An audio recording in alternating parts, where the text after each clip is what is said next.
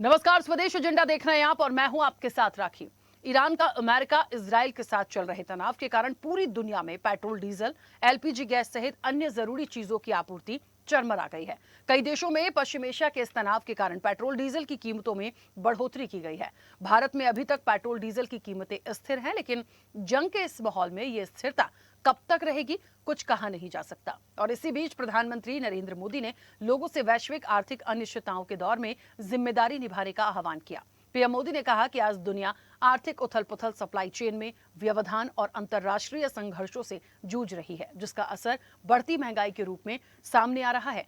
ऐसे समय में भारत को मजबूत बनाए रखने के लिए सामूहिक भागीदारी बेहद जरूरी है। अब पश्चिम एशिया तनाव के कारण दुनिया भर में मची हलचल के बीच पीएम मोदी ने work from home, car pooling, petrol diesel बचाने सहित कई सामूहिक संकल्पों की अपील की है। और इस अपील के जरिए सरकार ये संदेश देना चाहती है कि वैश्विक अस्थिरता का असर भारत पर भी पड़ सकता है, इसलिए जनता का सहयोग और संयम जरूरी है। लेकिन पीएम मोदी की इन अपीलों पर कांग्रेस ने सवाल उठाते हुए पूछा, आखिर ऐसी नौबत आई क्यों? अब पीएम की जनता से अपील है और सियासत ने जोर पकड़ा हुआ है। आज इसी पर हम विस्तार से चर्चा करेंगे। उससे पहले देखिए ये रिपोर्ट।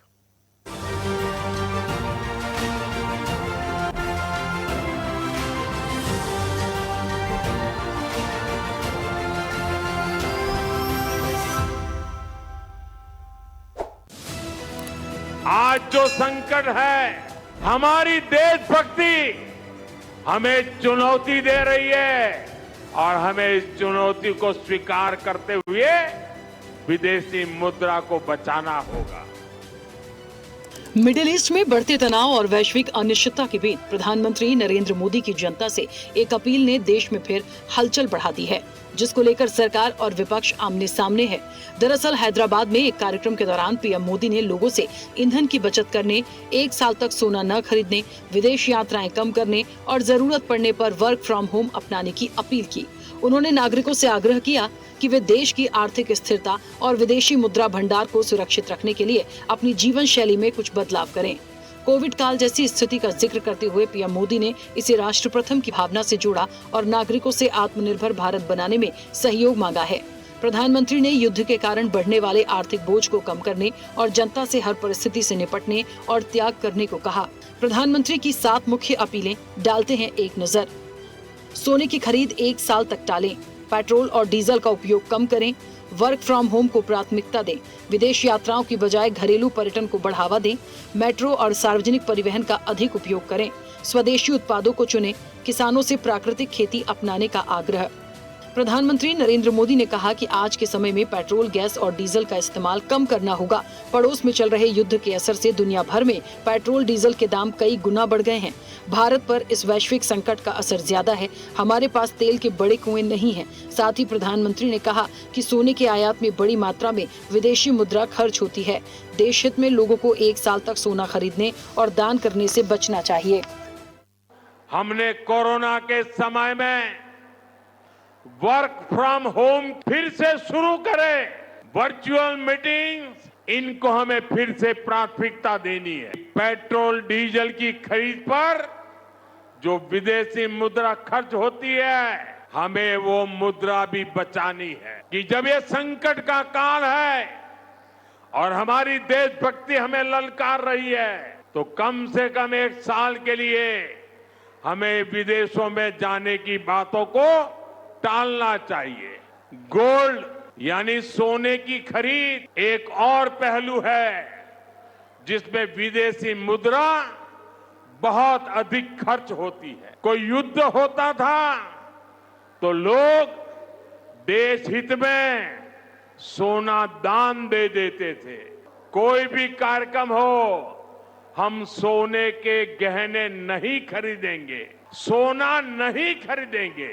बहुत जरूरी है कि हम केमिकल फर्टिलाइजर की खपत उसको घटाएं, आधी कर दें। हम मेड इन इंडिया चीजें खरीदकर विदेशी प्रोडक्ट हमें नहीं खरीदने चाहिए। मैं देश की अदालतों से भी आग्रह करूंगा, देश हित में हमें कोई ना कोई रास्ता निकालने की तरफ बढ़ना चाहिए। ये बीजेपी का भी मुद्दा नहीं है, ये देश का मुद्दा है।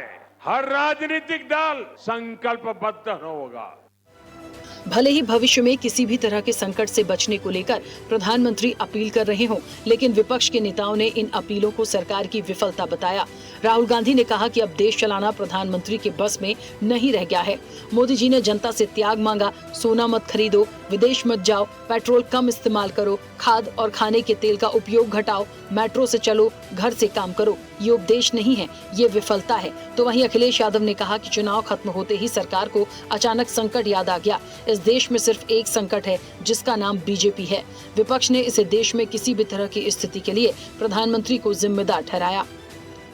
हर कदम पे सचेत कर रहा था कि मोदी जी की आर्थिक नीतियां इस देश को तबाही और बर्बादी की कगार पर लेके पहुंच गई। कल स्वीकार कर लिया मोदी जी ने, एक बर्बाद आर्थिक नीति है, उसके कारण ये हो रहा है। मोदी जी, गलती आपकी है, आपके सरकार की है। अब चुनाव खत्म हो गए हैं तो अब सब गैस के दाम बढ़ रहे हैं, पेट्रोल के दाम बढ़ रहे हैं, लेकिन ये बचत करना, सोना नहीं खरीदना, वर्क फ्रॉम होम करना, ये कोई इतना कैजुअली नहीं आप सलाह दे सकते हैं। बताना पड़ेगा आंकड़ों के साथ कि तथ्य क्या है, हकीकत क्या है, भारत की स्थिति क्या है। लेकिन एकदम से ऐसा क्या हुआ, क्या हमें पूरी जानकारी है, क्या कुछ छुपाने की कोशिश की जा रही है? आपने जो बातें कही हैं देश के लोगों से, ये गंभीर खतरे की ओर इशारा कर रही हैं। विशेष सत्र संसद का बुलाया जाए और इस पूरे मामले में देश को जानकारी दी जाए कि देश के सामने क्या ऐसा संकट है कि आपने अचानक आए और चुनाव खत्म होने के बाद आपने कहा कि अब हम देश का बोझ नहीं उठा सकते। पर उपदेश कुशल बहुत ही रहे, देश करेगा। कोविड में भी किया देश ने, लेकिन आपकी जो जिम्मेवारी थी आप उससे पुनः चुके कोविड की तरह। यह हकीकत माननी होगी माननीय प्रधानमंत्री जी। ये पैनिक नहीं है, यही कहते थे ना, इनके लोग कहते थे पैनिक मत करिए। जब आपको पहलकदमी लेनी थी तो आप चुनाव में व्यस्त। उधर पीएम मोदी की अपील को लेकर विपक्ष द्वारा उठाए जा रहे सवालों पर बीजेपी ने पलटवार किया। बीजेपी ने कहा कि आज राहुल गांधी और विपक्ष को कोई पूछ नहीं रहा है, देश मोदी जी के साथ खड़ा है। तो ये जो रिजेक्टेड और डिजेक्टेड इस प्रकार के राहुल गांधी है, इनको आप महत्व देते हैं, हम इनको महत्व देते नहीं है। देश मोदी जी के साथ खड़ा है, देश मोदी जी के पीछे खड़ा है, देश बार बार मोदी जी को आशीर्वाद देता है। देखिए, राहुल गांधी जी को देश का इतिहास मालूम नहीं है। प्रधानमंत्री जी ने देश से अपील की है और ये अपील जब जब भारत में संकट आया है राहुल जी, तब तब भारत इसका मुकाबला किया है। क्या पंडित नेहरू फेल्योर प्रधानमंत्री थे राहुल जी? आप बताएं। मुझे लगता है कि राहुल गांधी जी तो बोलते रहते हैं, उनके तरफ कोई ध्यान नहीं देते हैं। प्रधानमंत्री जी नाकाम नहीं है, राहुल गांधी नाकाम है और उनके टीका टिप्पणी पर हम ध्यान नहीं देते हैं। हमको देश के लिए काम करना है और देश मजबूत करने के लिए मोदी साहब काम कर रहे हैं। अब पीएम मोदी की देश की जनता से अपील पर देश भर में सियासत है, लेकिन भविष्य के संकट को देखते हुए ये अपील केवल एक सामान्य संदेश नहीं, बल्कि इसके कई गहरे राजनीतिक, सामाजिक और रणनीतिक संकेत निकाले जा रहे हैं। जब दुनिया रूस यूक्रेन युद्ध, पश्चिम एशिया तनाव और वैश्विक आर्थिक दबावों से जूझ रही है, तब पीएम मोदी की अपील देश को एकजुट और सतर्क रखने की कोशिश के रूप में देखी जा रही है। पीएम मोदी का ये संदेश केवल भावनात्मक अपील नहीं, बल्कि राष्ट्रीय मनोबल निर्माण की रणनीति का हिस्सा है, जिसके जरिए सरकार जनता को ये भरोसा दिलाना चाहती है कि चाहे वैश्विक परिस्थितियां कितनी भी चुनौतीपूर्ण हों, भारत मजबूत नेतृत्व और जन भागीदारी के दम पर आगे बढ़ सकता है। चैनल हेड आरपी श्रीवास्तव के साथ प्रमोद श्रीवास्तव की रिपोर्ट।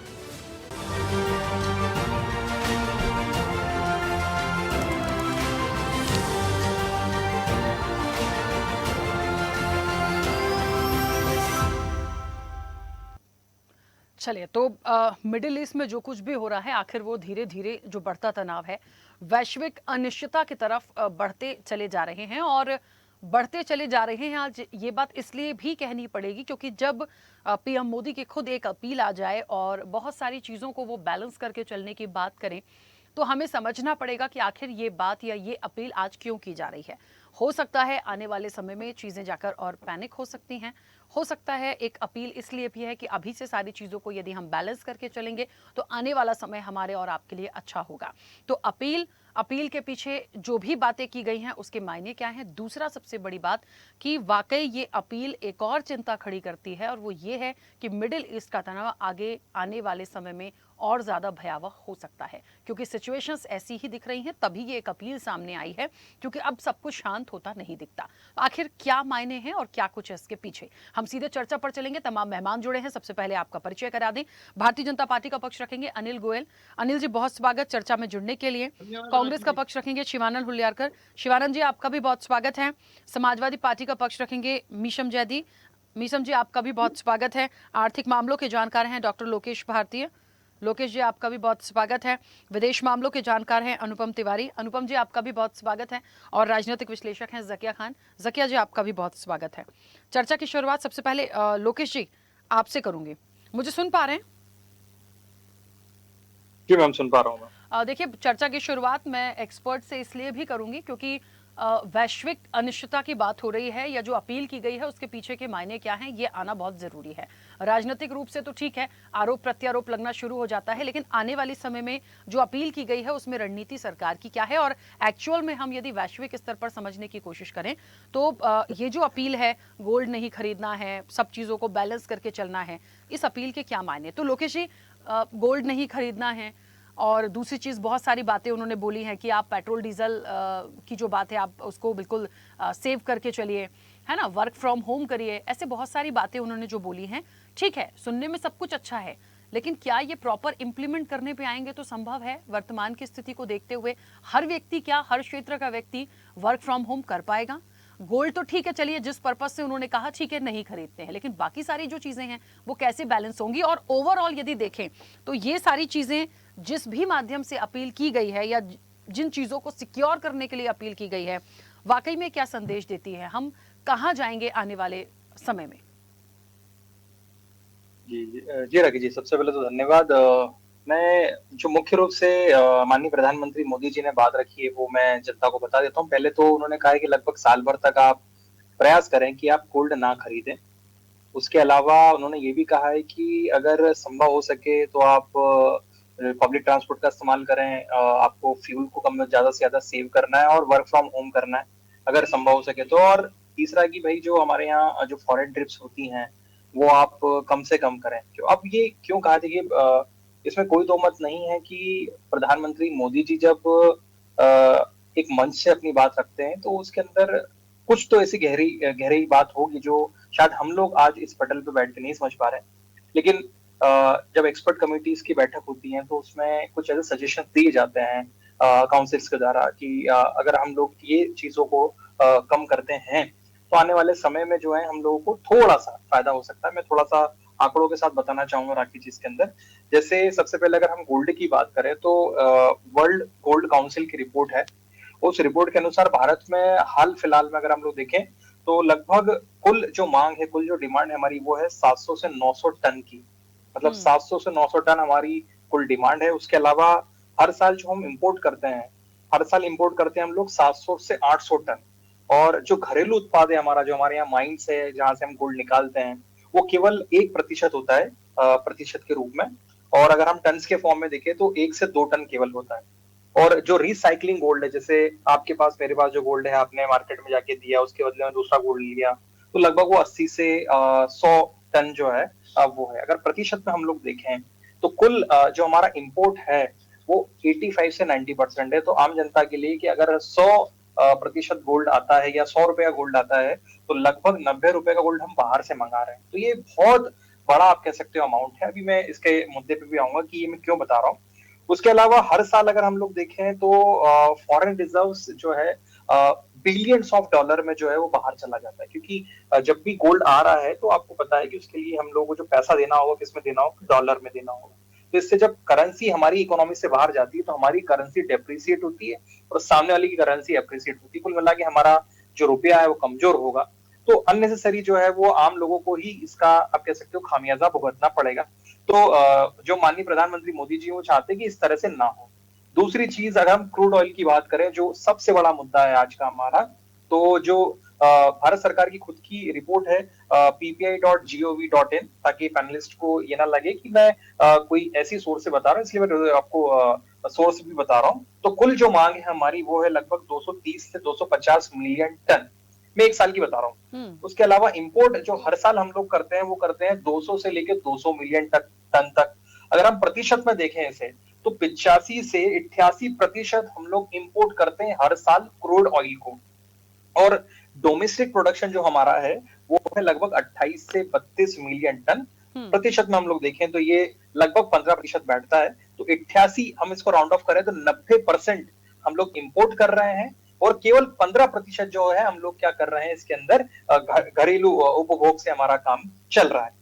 रॉयटर्स हम लोग जानते हैं बहुत बड़ा आप कह सकते हो एक रिपोर्टर है, उसकी एक रिपोर्ट आई थी 2025 की। वो कहती है, रॉयटर्स की रिपोर्ट कहती है 2025 की कि जो क्रूड ऑयल है इंडिया में 2025 का, उनका जो टोटल इंपोर्ट का बिल है वो है लगभग $170 मिलियन।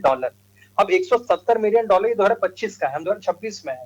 अगर हम लोग देखेंगे ये वॉर अगर आगे बढ़ता है, जो कि बड़ा है, तो हम लोग जब क्रूड ऑयल को मंगाएंगे तो आप जानते हैं कि धीरे धीरे क्रूड ऑयल के प्राइसेस बढ़ गए हैं मार्केट में, और ये जो $170 मिलियन जो हमारा पिछले साल का बिल था, ये एस्टिमेटेड जो है वो एस्टिमेटेड लगभग इसका दुगना, तो 17 दुनिया होगा 34, तो लगभग $350 मिलियन हम केवल क्रूड ऑयल पे खर्च करेंगे। तो माननीय प्रधानमंत्री मोदी जी कह रहे हैं कि आप अगर संभव हो सके तो आप पब्लिक ट्रांसपोर्ट का इस्तेमाल कर लें, आप वर्क फ्रॉम होम कर लें, है ना। और लास्ट जो फॉरेन ट्रिप है, तो आरबीआई की रिपोर्ट है और tourism.gov.in की एक रिपोर्ट है, उसके अनुसार अगर हम लोग देखें तो विदेश जाने वाले हर साल भारत से विदेश जाने वाले लोगों की संख्या है लगभग 2.5 से 3 करोड़, और जो बाहर जाके पैसा खर्च करते हैं, अब्रॉड में जाके पैसा खर्च कर रहे हैं, वो हर साल करते हैं लगभग $30 से 40 मिलियन। और बाहर से जो फॉरेनर हमारे यहाँ आके जो पैसा खर्च करते हैं वो करते हैं लगभग 20 से 30 मिलियन का। तो अगर हम इन शॉर्ट इस स्टोरी को समझें तो 100 रुपए अगर हमारे पास हैं तो उसमें से 70 रुपए हम खर्च करते हैं और 30 रुपए हमारे पास में केवल आता है। तो अगर आप लोग ये देखेंगे तो 100 रुपए 70 रुपए गया, 30 रुपए आया, तो कहीं ना कहीं हमारे पास में नुकसान ही हुआ है। अब राइटर्स की रिपोर्ट अगेन कहती है 2025 की रिपोर्ट है कि लगभग पिछले साल 2025 में हमने 3 लाख करोड़ ओवरसीज स्पेंडिंग में खर्च किए, 3 लाख करोड़। अभी 3 लाख करोड़ अगर हम लोग बचा लें और उसको यहीं के यहीं इस्तेमाल किया जाए तो ये जो क्राइसिस हमें फेस करने को मिलेंगे, या भविष्य में हो सकता है कि आज माननीय मोदी जी ने इसके बारे में नहीं कोई घोषणा की है, तो वो चाह रहे हैं कि अगर भविष्य में ऐसी कोई संभावना होती है तो हम इन पैसे को क्या कर सकते हैं, बचा सकते हैं। और हम तो भारतीय, हम तो जानते हैं कि जब ऐसी स्थिति आती है तो जो सेविंग होती है अगर हम अपने लेवल पे कर सकते हैं तो एक बेहतर विकल्प हो सकता है। राखी जी बिल्कुल, चलिए ठीक है, मैं वापस आऊंगी बहुत जल्दी से। अनुपम जी मुझे सुन पा रहे हैं? जी हाँ राखी, मैं सुन पा रहा हूँ। अनुपम जी देखिए, बहुत सारी चीजें तो आर्थिक रूप से और वैश्विक स्तर पर क्या हो सकता है, क्यों ये एक अपील की गई है, लेकिन मुझे ऐसा लगता है कि इसी चीज को थोड़ा सा आगे बढ़ाऊंगी। इस अपील को करने के मायने क्या हैं? क्या वाकई ये संदेश बहुत क्लियर है और भारत सरकार को भी है कि आने वाली स्थितियां जो हैं वो बहुत पैनिक हो सकती हैं और भारत भी अभी कुछ नहीं कर पाएगा बीच में, जो हम अक्सर चर्चाओं में करते थे या चर्चाओं में ये निकल कर आता था कि नहीं, भारत को चिंता की जरूरत नहीं है, भारत के पास सब कुछ है और इतना ज्यादा परेशान होने की जरूरत नहीं है। लेकिन अब ऐसा लग रहा है कि स्थितियां बिगड़ेंगी, क्योंकि मिडिल ईस्ट का तनाव अब किसी के बस का नहीं है कि उसको आप रोक पाएं या समझा पाएं या कुछ और। हाँ देखिए राखी जी, इस मुद्दे के ऊपर हम लोगों ने काफी बहस करी है। आपके चैनल पर हमारी कई जो भी गोष्ठियां हुई हैं उनमें यही निकल के आया है कि भारत को कुछ कदम उठाने पड़ेंगे और हो सकता है कि स्थिति और बिगड़ जाए।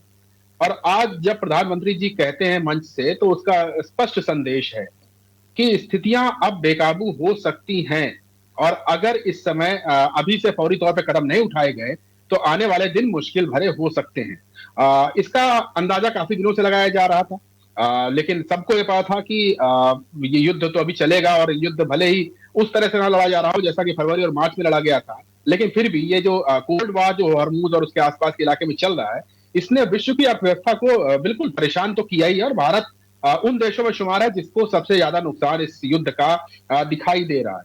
अब अगर इसके हम कई पहलू देखें तो जो मेरा खुद का आकलन है, और हमेशा से मैंने आपके पैनल पे हमेशा ये बात कही है कि इस समस्या का जो भारत के लिहाज से अगर हम देखते हैं तो ये हम जरूर कह सकते हैं कि भारत इस चुनौती का सामना करने में विफल तो नहीं रहा। भारत ने इस चुनौती का सामना किया है।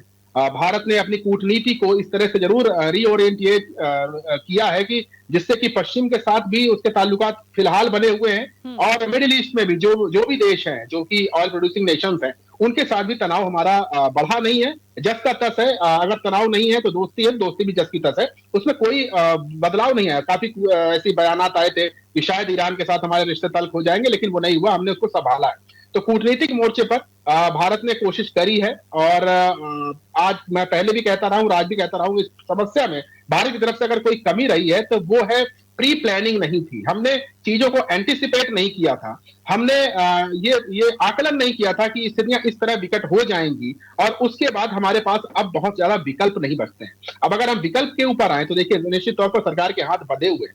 सरकार अगर तेल के ऊपर प्रबंधन नहीं करती है तो महंगाई बेकाबू हो जाएगी। अगर सरकार महंगाई को रोकने के लिए सब्सिडीज वगैरह ज्यादा देती है तो उससे और मुश्किलें सामने खड़ी हो जाएंगी।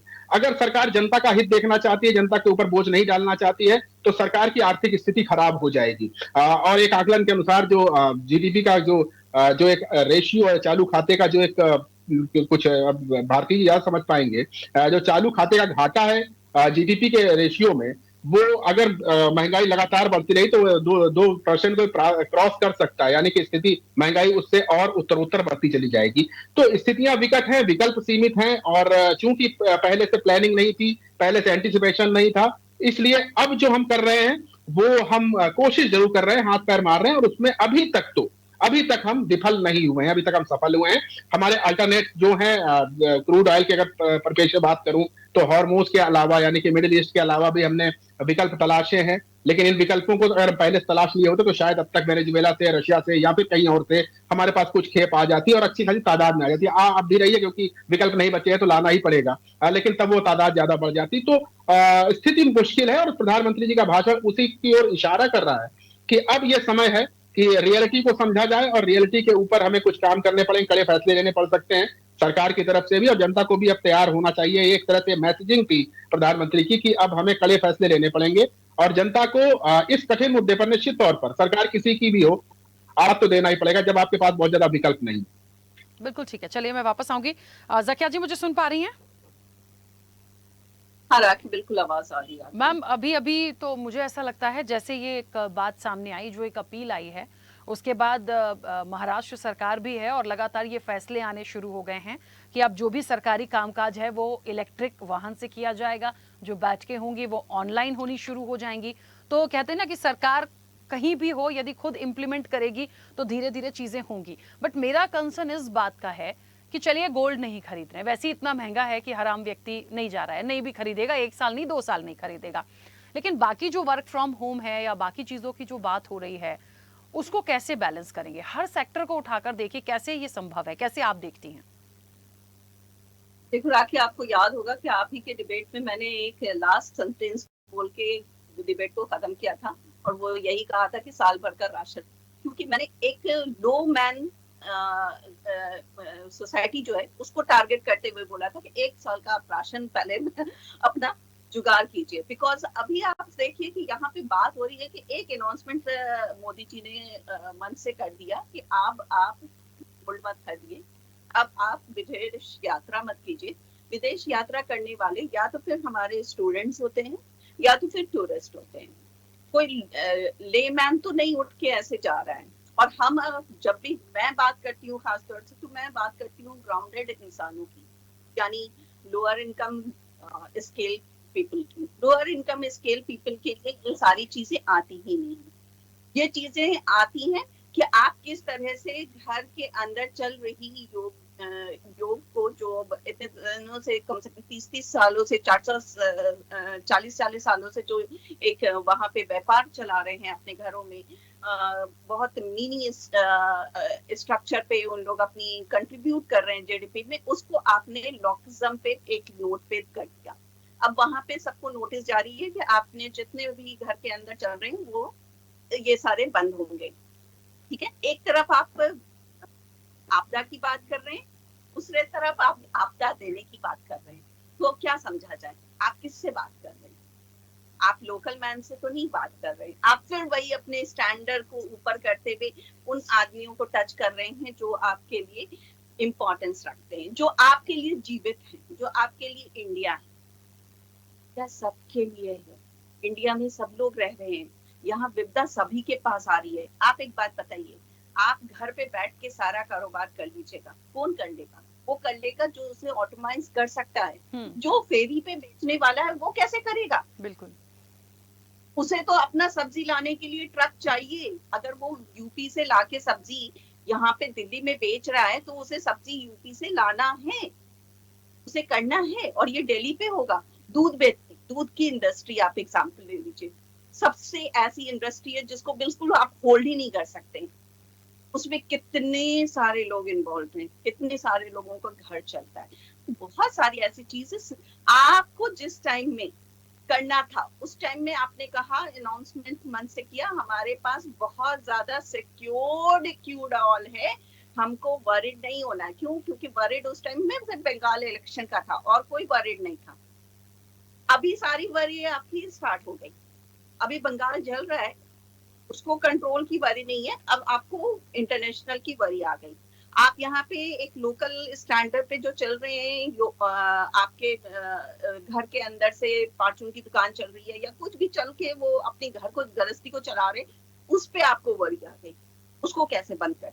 तो मुझे तो समझ में नहीं आता कि we are talking about the Indian society और we are talking about just one limited group of intellectual and HNI customer ही बोल सकते हैं। मोदी जी के लिए तो वो कस्टमर्स ही हैं, इंडियंस तो नहीं। इंडियंस के तौर पे अगर सोचना होता, हाँ आप प्राइम मिनिस्टर हैं, आपने जो आह्वान किया, डेफिनेटली हर एक जनता उसको अपने आप में अपनाने की कोशिश करेगी, क्योंकि वो आह्वान एक पीएम के तरफ से हुआ है, मोदी जी के तरफ से हुआ इस बात के लिए नहीं, पीएम के तरफ से हुआ इस बात के लिए। और ये पीएम जी ने जो किया, ये पीएम जी को आप आज से कम 6 महीने पहले ही से स्टार्ट कर देना चाहिए था, 6 महीना पहले से, क्योंकि ऐसा कोई भी इंटरनेशनल गवर्नमेंट ही नहीं होता है, कोई भी जो गवर्नमेंट होता है, कंट्री गवर्नमेंट, उसे पता होता है फॉरेन मिनिस्ट्री को ये सारी चीजों को। इतना खराब आकलन जो अभी अनुपम आकलन नहीं किया, आकलन सारा चीज था, लेकिन आकलन में सबसे ज्यादा इंपॉर्टेंट प्रायोरिटाइज उनकी इलेक्शन थी। तो ये प्रॉब्लम हो जाती है, ये प्रॉब्लम हो जाती है जिसकी वजह से जनता को भुगतना पड़ता है।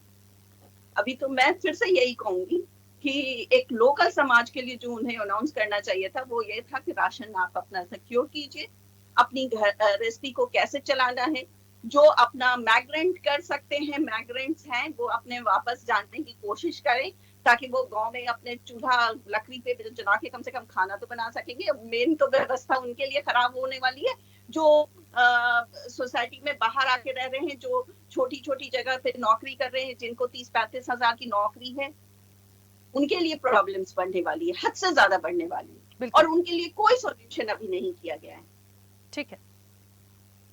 ठीक है मैम, वापस आऊंगी। अनिल जी मुझे सुन पा रहे हैं? राखी जी बिल्कुल। अनिल जी देखिए, मेरे पास 3 एक्सपर्ट हैं, तीनों के अपनी अपनी बात जिस तरीके से आई है, तो कहीं कोई किसी को नकारात्मक रूप से नहीं ले रहा, उनकी अपील है, उसका स्वागत करते हैं। प्रिपरेशन और पहले से हो सकती थी, और किस वर्ग को कितनी प्रॉब्लम आ सकती है ये भी है।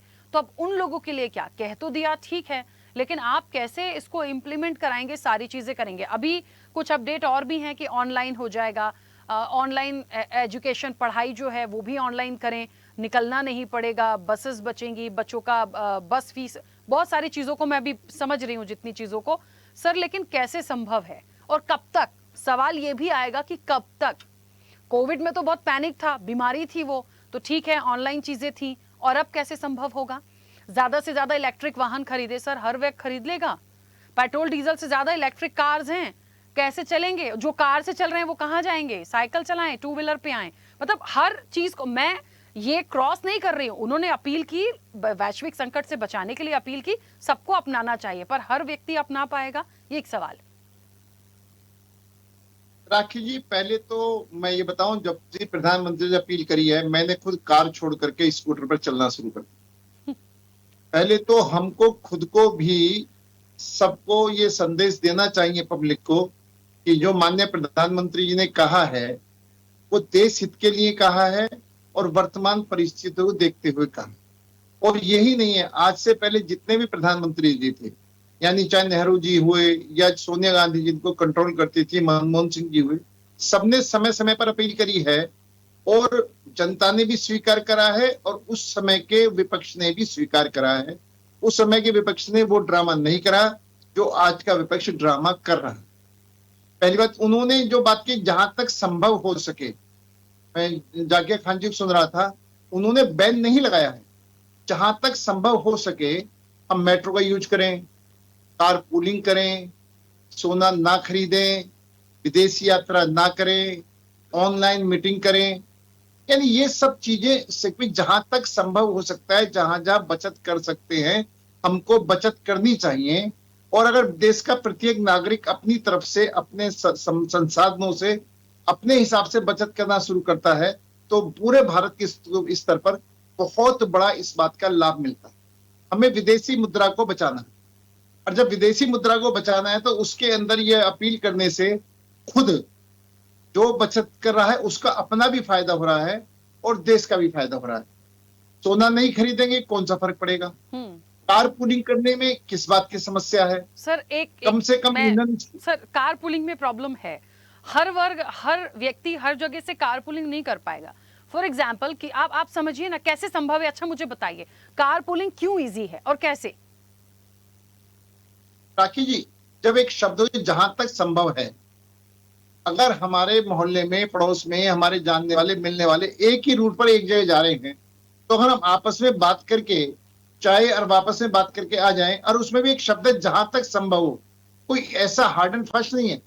हमको आपस में अब कई बार क्या है कि एक ही जगह पर मुझको भी और मेरे पड़ोसी को भी जाना है और लगभग एक ही जगह पर वापस आना है, तो दोनों मिलकर के या तो उनको मैं अपनी गाड़ी में ले जाऊं या वो मेरी गाड़ी में चले जाए या मैं उनकी गाड़ी में चला जाऊं। मतलब सर एक दूसरे के पहले तो ये पता चल जाए कि पड़ोसी हमारा कहाँ जा रहा है, पहले तो हम पता करें कौन कहाँ जा रहा है, फिर हम आए, फिर हम आगे जाएं। जी मोदी साहब के प्लेन में बाकी घूमेंगे क्या? एक मिनट शिवानंद जी, मुझे मैं ये कार पुलिंग वाले से थोड़ा समझी नहीं। एक एग्जाम्पल, एक ऑफिस में 4 एम्प्लॉय यदि काम करते हैं, 10 काम करते हैं, वो एक दूसरे से पूछें, अब सबकी अपनी प्राइवेसी है, किसी को कहीं जाना, किसी को कहीं जाना, हो सकता है एक व्यक्ति नहीं बताना चाहता। सर ये तो मतलब आप सोचिए ना। शिवानंद जी एक सेकंड मैं बोल रही हूँ ना, प्लीज 1 मिनट रुकिए। जब तक जहां तक संभव की बात है, अगर दोनों बैठेंगे या तीनों बैठेंगे तो सहमति से ही बैठेंगे।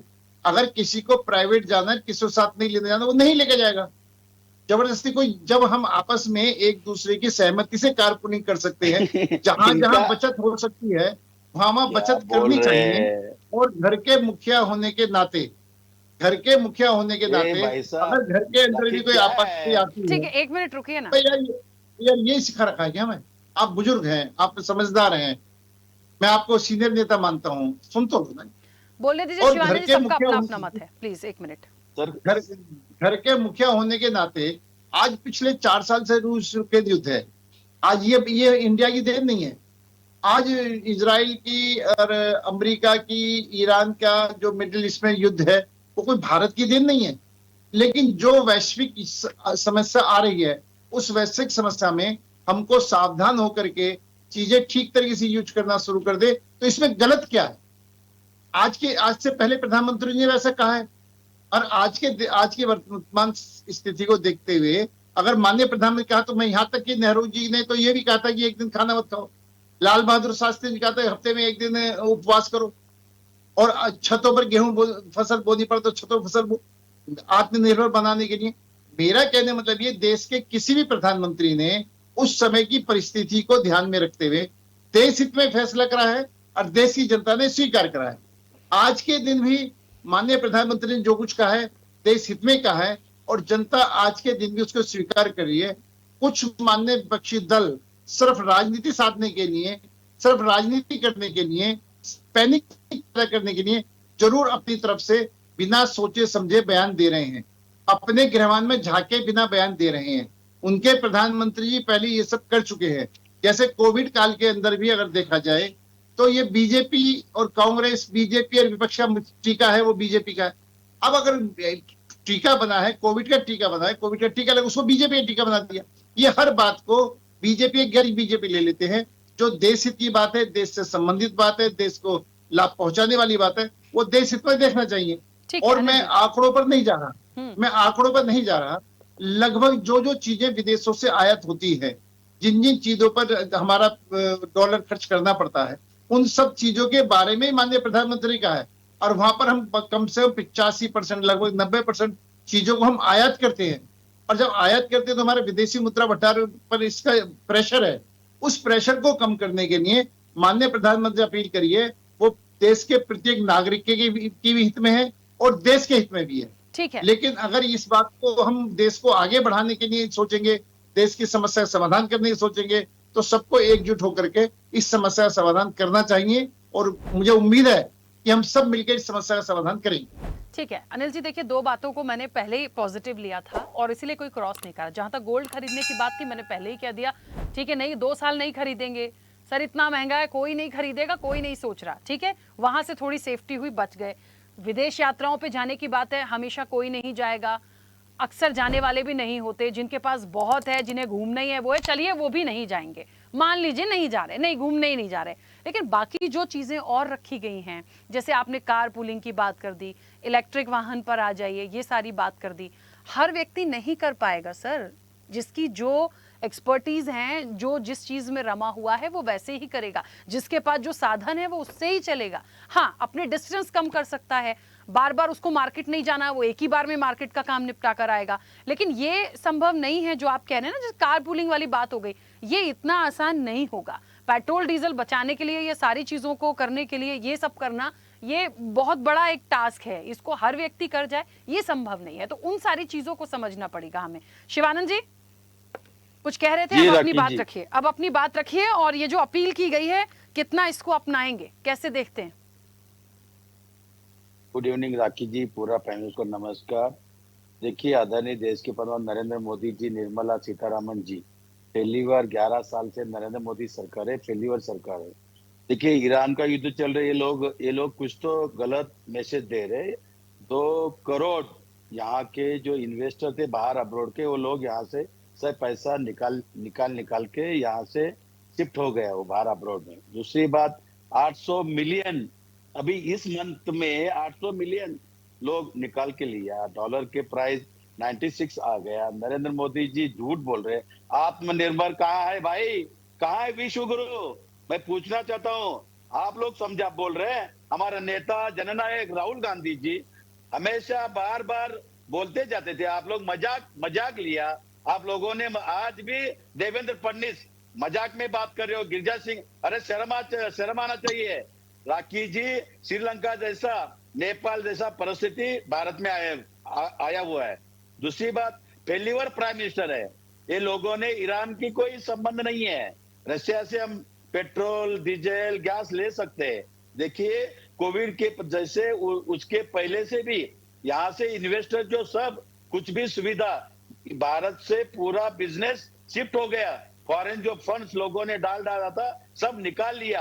ये नरेंद्र मोदी झूठ बोल रहे, निर्मला सीतारामन झूठ बोल रहे और गोयल साहब भी झूठ बोल रहे। देखिए आप कितना भी अपोजिशन को आप टारगेट कीजिए, हमको कोई, आप चुनाव जीती है हारी है, इतना ही नरेंद्र मोदी जी को देश के बारे में इतना सोच है, चुनाव लेना ही नहीं चाहिए था ना। 2 लाख केंद्रीय बल, कितना अरबों करोड़ रुपए आप लोगों ने खर्चा किया। नितिन गडकरी ने 2000 करोड़ का रोड बनाया। मैंने पुणे में रहता हूँ, महाबलेश्वर में मैंने फार्म हाउस बनाया, यहाँ से 100 किलोमीटर है, उधर भी नहीं जाना है। अरबों करोड़ रुपए हमने खर्चा किया, उधर भी नहीं जाना है, फिर रोड क्यों बनाया, क्यों खर्चा किया, मेरा टैक्स का पैसा क्यों उड़ाया। दूसरी बात जीएसटी का जो जिस तरह से ये लोगों ने गोर गरीब दलित छोटे छोटे व्यापारी को तकलीफ दिया, सीबीआई ईडी इनकम टैक्स का छोड़िए राखी जी, वो तो धन्य है, लेकिन जीएसटी में गोर गरीब दलित पिछड़ो ये लोगों को, छोटे छोटे व्यापारी को सब बिजनेस बंद हो गया राखी जी। और बेरोजगारी चरम पर है, महंगाई चरम पर है। ये कितना भी नरेंद्र मोदी झूठ बोलने दीजिए, निर्मला सीतारामन को कुछ आता नहीं है। ये लोगों ने विश्व गुरु सिर्फ नरेंद्र मोदी फोटोशूट कर रहे, कोई लेना देना नहीं देश के बारे में।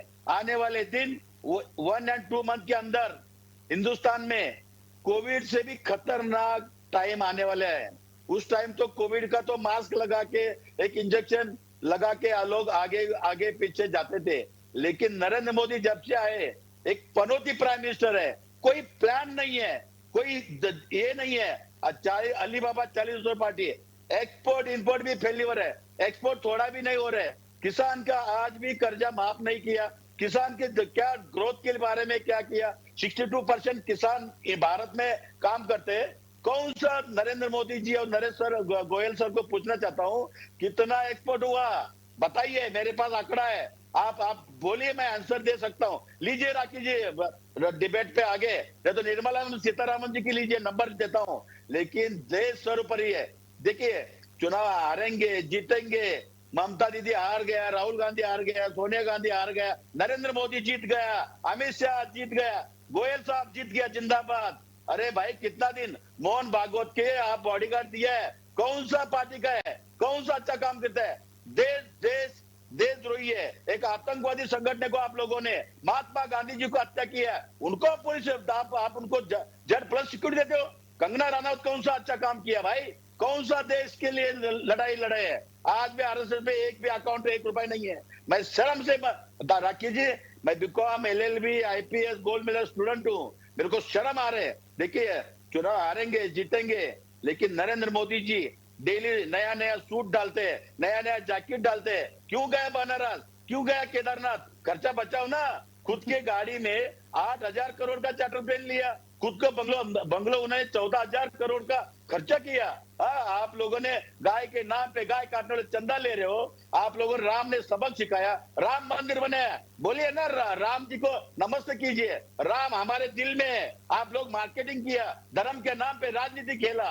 कभी भी हमारा नेता राहुल गांधी जी, अखिलेश यादव जी कभी भी राजनीति नहीं खेला है, कभी भी धर्म के नाम पे राजनीति नहीं खेला है। हम चुनाव 500 में 1000 बार हारेंगे, लेकिन धर्म के नाम पे कभी राजनीति नहीं खेला है। लेकिन गोयल साहब, इतना याद रखिए, आप भी है, हम भी है, लेकिन देश बचाइए। मैं हाथ जोड़ के रिक्वेस्ट करता हूँ, सब लोग चैनल पे पैनल पे बैठे हैं, सब लोग देखिए, मीडिया में आप लोगों ने गलत मैसेज दे रहे हो, लेकिन ये ठीक नहीं है। ये पहले से ही राखी जी 4-5 साल से 2 करोड़, यहाँ के 2 करोड़ अब्ज पैसा यहाँ से निकल गया भारत से।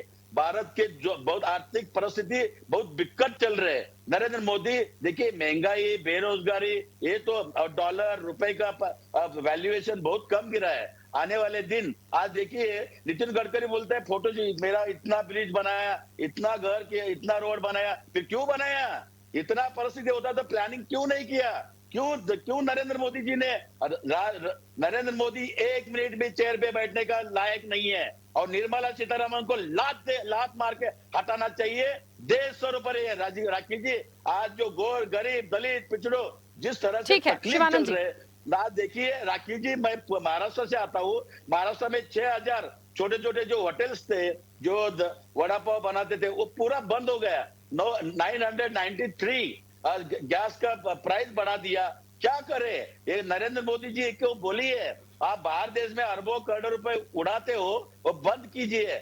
ईरान के युद्ध के ये लोग ड्रामा करेंगे राखी जी, लेकिन रशिया से हम सब कुछ लेके आ सकते हैं। ये संकट पहले से आ रहे, यहाँ के बिजनेस सब खत्म कर दिया नरेंद्र मोदी, अलीबाबा चालीचौर पार्टी। ठीक है शिवानंद जी, चिंता करना चाहता हूँ, नरेंद्र मोदी जी तुरंत रिजाइन देना चाहिए। राखी जी, हमारा नेता जननायक राहुल गांधी जी पहले से ही बोला था, नरेंद्र मोदी जी डेली सुबह शाम रात को अलग अलग सूट पहनते हो, जैकेट डालते हो। ठीक है शिवानंद जी, ठीक है, इससे ठीक है, बचाइए ना।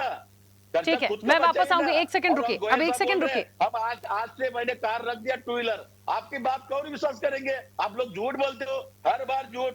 कौन सा आपने गारंटी दिया? 2 करोड़ नौकरी तो नहीं दिया, 15 लाख रुपए अकाउंट में नहीं डाला। ठीक है शिवानंद जी, रुकिए प्लीज, नहीं माफ किया।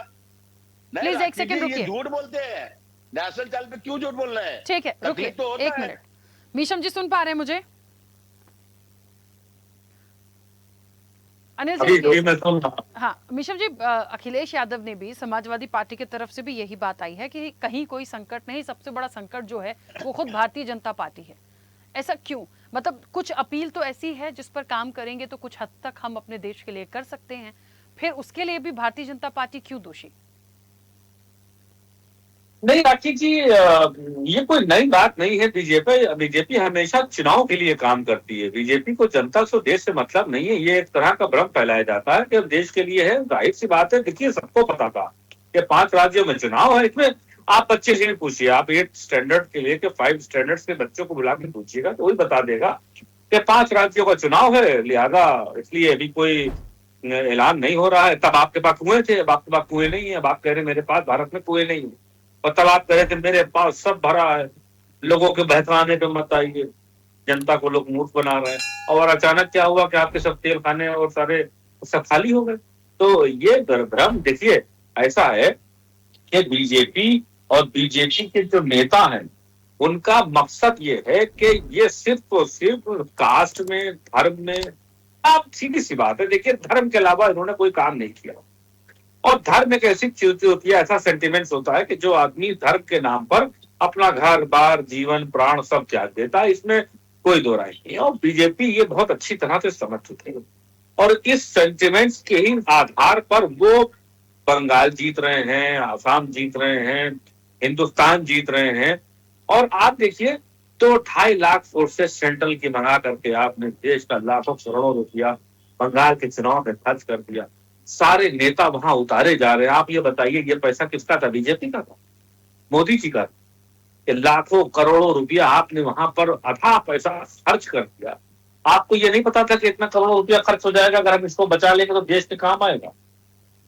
मतलब देश के प्रधानमंत्री को बंगाल से इतना इंटरेस्ट था क्योंकि उनको सिर्फ गद्दी से और चुनाव से, और आने वाले समय में बहुत बुरे। देखिए जी, कांग्रेस के प्रवक्ता ने बहुत अच्छी बात कही कि आपके जो हालात हैं वो कोविड से भी खराब होने वाले हैं और इतने खराब हो जाएंगे कि उसके बाद ये कोई ना कोई फिर एक ऐलान करेंगे, ताली थाली पिटवाएंगे। क्योंकि जो बड़े पूंजीपति लोग हैं जिनको एक फैशन, जैसे मैं बहुत बड़ा अमिताभ जी का फैन बचपन से, मुझे तो नहीं पता कि वो हिंदू है कि मुस्लिम है, मुझे ये पता है कि बहुत अच्छे सदी के महानायक हैं। अगर वो ताली थाली पीटेंगे तो मैं भी पीटूंगा कि हो सकता हो कि इससे पेट्रोल आ जाए देश के अंदर, इससे बीमारी बढ़ जाए। तो जब बड़े लोग बैठ करके भारतीय जनता पार्टी की बातों को अंजाम देते हैं तो छोटे लोगों का क्या बचा? तो इस तरह से देश के अंदर सिर्फ नफरत फैलाने का माहौल है, ना इनको देश के किसी पेट्रोल से मतलब है, ना आम आदमी से मतलब है। अब सोना है, आपने तो बहुत आसानी से कह दिया कि सोना कोई ना खरीदे। अरे भाई तुम क्या जानो, परिवार के आदमी हो तो जानो। एक बूढ़ा बाप, उसकी एक तमन्ना होती है कि अपनी बेटी की शादी करेंगे तो उसको क्या नहीं दे देंगे। मतलब तुम्हें कोई सेंटिमेंट्स ही नहीं है। एकदम सामने से कह दिया कि सोना ना लो, पेट्रोल से ना चलो, रोटी ना खाओ, मर जाओ, और हाँ चुनाव वाले दिन जिंदा हो जाओ और आकर के वोट दे दो। तो ये कोई तथ्य है? ये कोई, आप बताओ, देश का प्रधानमंत्री ऐसी बात करने से पहले उसको 10 बार सोचना चाहिए कि हम अभी एकदम से बोल दे राखी जी कि आप ऑक्सीजन मत लो, आप सांस मत लो, आप मर जाओ क्योंकि ऑक्सीजन नहीं है मेरे पास। तो ये कोई तथ्य है? देश का प्रधानमंत्री बैठ करके ऐसी बात कर रहा है। अच्छा, आप एक चीज और देखिए, आपने देखा बंगाल के चुनाव में किस तरह से मोदी जी दंडवत हुए थे? आपने देखा था मंच के ऊपर कैसे हो गए थे दंडवत जनता के आगे, कि जैसे वो सब कुछ तबाह कर देंगे, करोड़ों का अपना सूट पहनना बंद कर देंगे, फिर वो ऐसे जंगल में रहना शुरू कर देंगे देश के लिए। और एक बार मोदी जी झुकते हैं, 5 साल पूरी जनता ऐसे ही झुकी नतमस्तक पड़ी रहती है इनके आगे।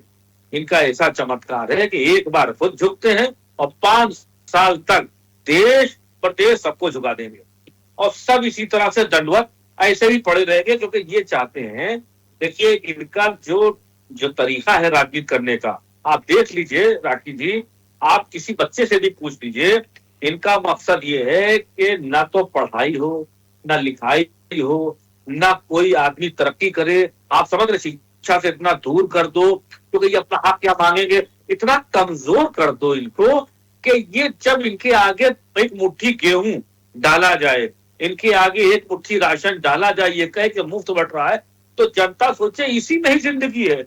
अगर मोदी जी ना होते तो ये मुट्ठी राशन ना मिलता और हम मर जाते भूखे। और ये नहीं सोच रहे हैं कि ये मोदी जी की वजह से ये हालत हुई है कि अब एक मुट्ठी राशन पर रुके हुए हैं। तो देश में नफरत को छोड़ करके और सबको मिलकर ये बात सोचना चाहिए, सबको बैठ के बात सोचना चाहिए कि हमें अपने देश के लिए जीना है, देश के लोगों के लिए मरना है, हमको चुनाव के लिए नहीं मरना। यहाँ पर और भी पार्टी के प्रवक्ता बैठे हैं, अगर कोई बात देश पर आती है तो हम सब मिल करके एक साथ खड़े होंगे। ये आपदा आएगी तो क्या राखी जी हम बाहर हैं? क्या यहाँ पर हमारे जो है वो शिवानंद जी बाहर हैं? क्या यहाँ पर हमारे लोकेश भाटिया जी या अनिल गोयल जी, अनुपम तिवारी जी और दाकिया जी, क्या ये देश में नहीं रहते हैं? क्या अगर पेट्रोल नहीं मिलेगा तो ये कह दिया जाएगा कि सिर्फ मुसलमानों को पेट्रोल नहीं दिया जाएगा? कह सकते हैं आप कि पेट्रोल पंप का मालिक कहे कि मुसलमानों के लिए आपदा में मना हो गया, अगर कह सकते हैं तो बस यही बचा। ये भी आप कह दीजिए कि भाई बंगाल में मुसलमानों ने वोट नहीं दिया, लिहाजा आप किसी भी पेट्रोल पंप पर आई कार्ड लगेगा और मुसलमान को पेट्रोल नहीं दिया जाएगा। और ये कह सकते हैं आप, क्योंकि आपके नेता ये कहते हैं, आपके बड़े बड़े लीडर जाकर के ये कहते हैं कि हम इस तरह से करेंगे और ऐसा करेंगे, और संविधान की ओथ लेते हैं और संविधान को मानने से इनकार करते हैं। ठीक है, गांधी जी को देश का राष्ट्रपिता तो बताते हैं, मगर गांधी जी का सम्मान नहीं करते हैं। तो ये अब्दुल के चक्कर में, मैं फिर आपसे कह दे रहा हूं, मैं लास्ट बात और कह रहा हूं राखी जी, ऐसा ना हो कि अब्दुल को मारने के चक्कर में, अब्दुल के घर आग लगाने के चक्कर में पूरे घर में आग लग जाए और फिर उसके बाद उसको बुझाते बुझाते ना हम बचे और ना आप बचे। ठीक है, चलिए, क्योंकि समय की सीमा है, आप में से जो भी अपनी बात रखना चाहते हैं प्लीज जल्दी से बोलिएगा। अरे बाप रे, बहुत सारे लोग कहना चाहते हैं। हाँ अनिल जी बोलिए, पहले जल्दी से आप कंप्लीट करिए। हाँ, मैं बहुत कम समय लूंगा। मैं अभी मेरे दोनों भाइयों को मैंने बहुत ध्यान से सुना है। समाजवादी पार्टी की बात कहता हूं, जब हमारे देश के वैज्ञानिकों ने, डॉक्टरों ने कोविड का टीका बनाया तो अखिलेश यादव जी कहते हैं कि वो टीका जो है बीजेपी का टीका है, और मुलायम सिंह यादव जाकर के चुपचाप टीका लगवा लेते हैं। ये जनता को गुमराह करने की बात करते हैं। अभी इन्होंने धर्म की बात करी, राम भक्तों पर गोली ये चलवाते हैं और कहते हैं हम धर्म की बात नहीं करते। और जो गोली जिसने चलाई थी अनिल गोयल जी, वो वहां का ट्रस्टी बना हुआ है, जो वहां का आईएएस था, जो वहां का प्रमुख सचिव था, उसको अच्छा उसको आपने ट्रस्टी बना दिया। नहीं, अरे आप देखो, देखिए ये सब बातें मत करिए। आप अपनी एज का आप सम्मान करिए। आपकी इतनी एज हो गई है कि आप झूठ मत बोलिए। आप झूठ बोल रहे हैं, नहीं झूठ बोलना बंद कर दिए।